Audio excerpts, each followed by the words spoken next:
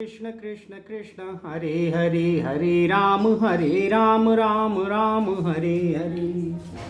प्रिय भक्तजनों, अभी आपने जीवन सुधार की बातें गीता प्रेस गोरखपुर की इस पुस्तक को देखा।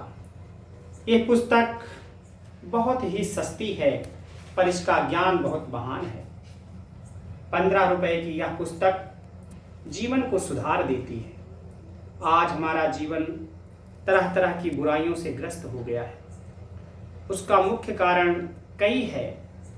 उसमें से एक है भगवान से प्रेम ना होना और तरह तरह के व्यसनों में बुराइयों में लग जाना।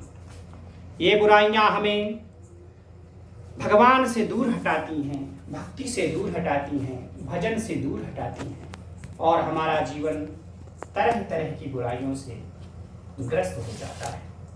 हम पछताते रहते हैं परंतु हम उन बुराइयों में लगे भी रहते हैं। तो आज इसका एक अंश मैं पढ़ रहा हूं।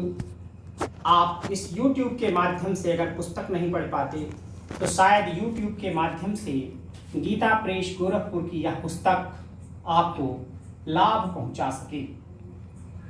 इसका शीर्षक है काम, क्रोध, लोभ, ये तीनों यम के दूत हैं। रामचरितमानस में भी आता है, काम, क्रोध और लोभ ये नाथ नरक के पंथ, सब परिहरि रघुबीरहि, भजहु भजहि जेहि संत। इस पुस्तक में लिखा है कि क्रोध आए तो पश्चाताप करें, उपवास करें। निंदा तो मेरे से भी बन जाती है, आपसे भी बन जाती है। आपको मेरे से बढ़कर बनना चाहिए परंतु आप मेरे जैसे ही हो गए। चरण छूना, गुरु बनाना, यह तो गुरु के बनाने वाले के हाथ की बात है। एकलव्य भील ने द्रोणाचार्य को गुरु मान लिया, वह उनके सब शिष्यों से बढ़कर हुआ। द्रोणाचार्य को पता ही नहीं था कोई स्वयं किसी का गुरु जबरदस्ती नहीं बन सकता। एक प्रश्न एक साधक पूछता है, कोई किसी के हाथ जोड़े बदले में वह भी हाथ जोड़े, ऐसी स्थिति में क्या करना चाहिए? इसका उत्तर संतजन लिखते हैं, उसके सामने रोना चाहिए। आप रोते कहाँ हैं? आप तो स्वीकार कर लेते हैं, वहां तो रोने का अवसर है।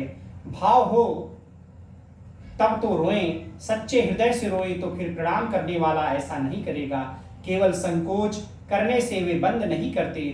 झूठा रोने से दंभ होता है, दंभ तो बहुत खराब है, आसुरी संपदा है। हंसी मजाक के अभ्यास को आप निकालना नहीं चाहते, नहीं तो यह इतने दिन नहीं रहता। भगवान की स्मृति में तो कठिनता है, अभ्यास की आवश्यकता है। हंसी मजाक का त्याग तो साधारण बात है। आपने अपना यह ध्येय ही बनाया कि यह बुरी चीज है। वाणी का संयम सहज ही हो सकता है, सत्य बोलने में थोड़ा अभ्यास करने की आवश्यकता है।